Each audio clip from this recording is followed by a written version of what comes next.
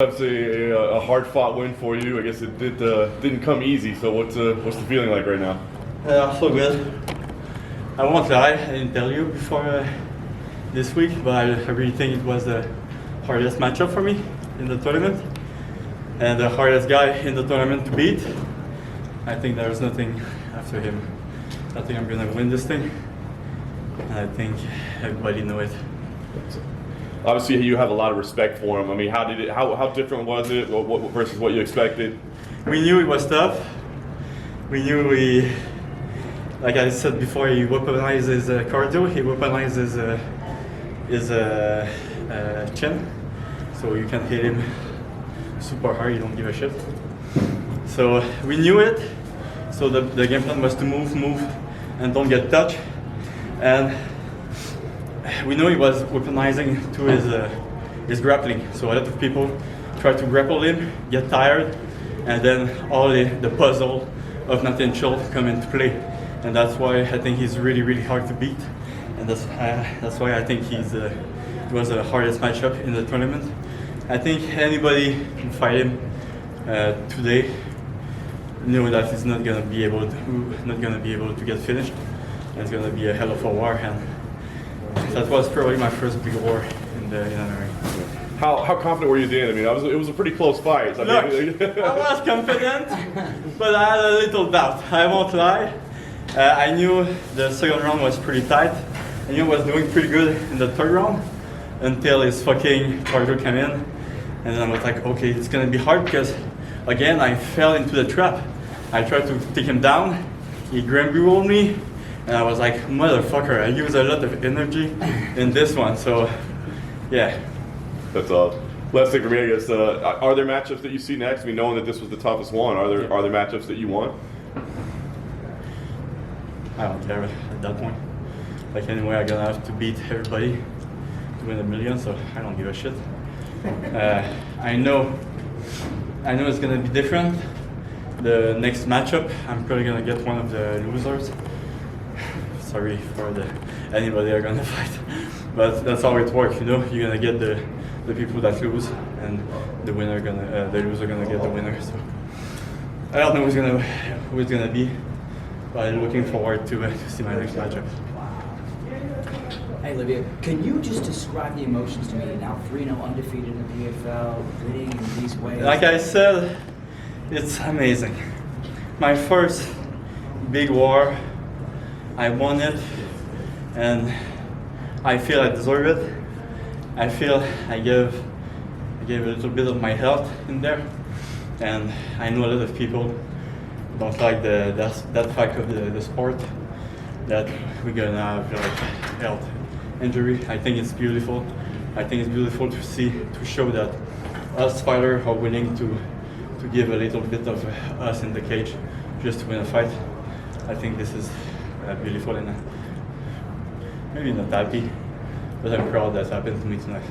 Was there anything that surprised you in those 15 minutes with the time? No. We knew it. We knew that shit. We knew it was tough. We knew it. I was really close to war.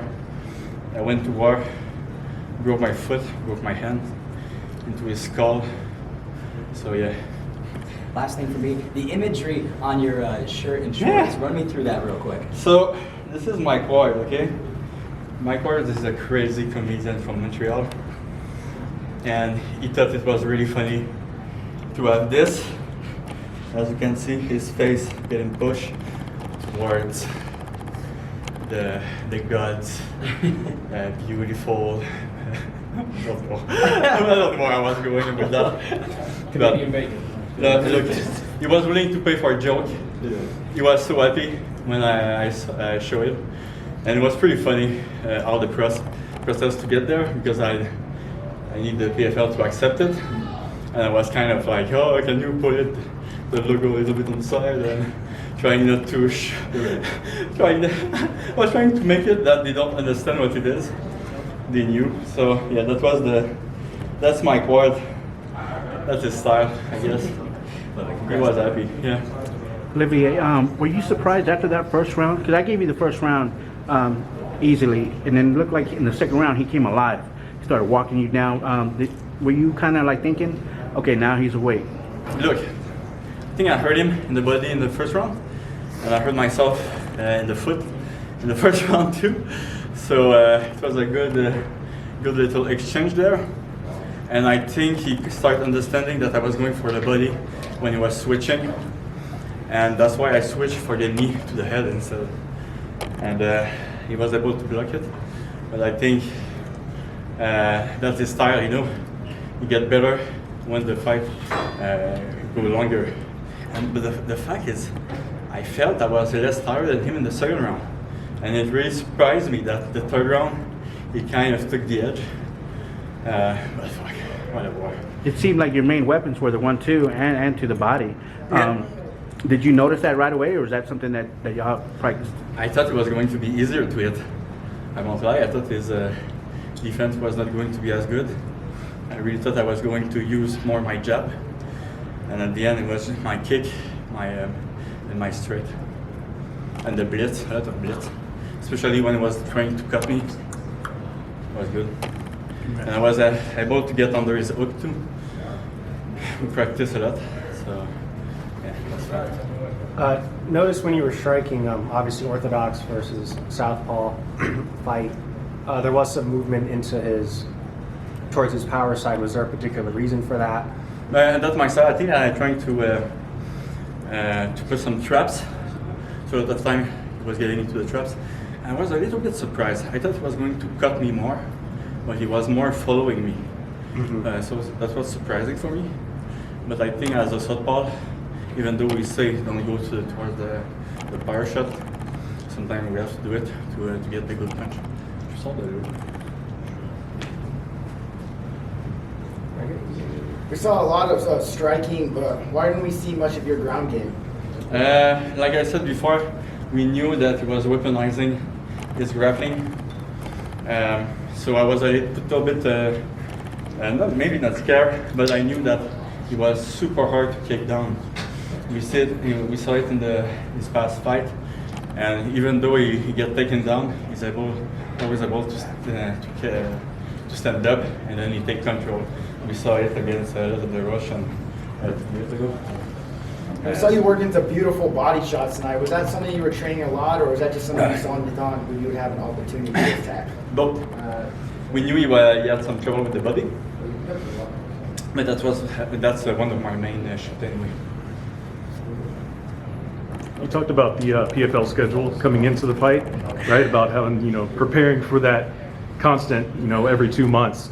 Is this the type of fight that you can, walk away from feeling confident going into your next one, knowing you got past the toughest guy that you said, but is this the type of, battle that you can go Look, I forward knew with? that I was not going to be easy, and I knew I was not going to get out of this matchup without any bruise.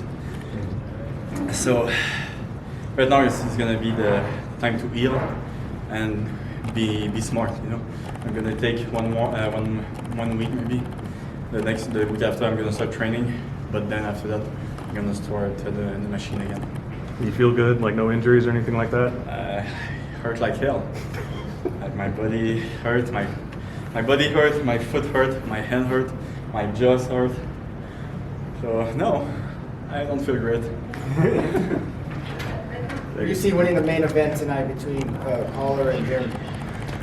I think Collar have a good chance, but I do think Jeremy Stephen, that's a match. I don't think he's done. I think he lost a lot of fights at our champion. It's going to be a tough one, but I think the new Collar is a game. Good. Awesome. Thank you, sir.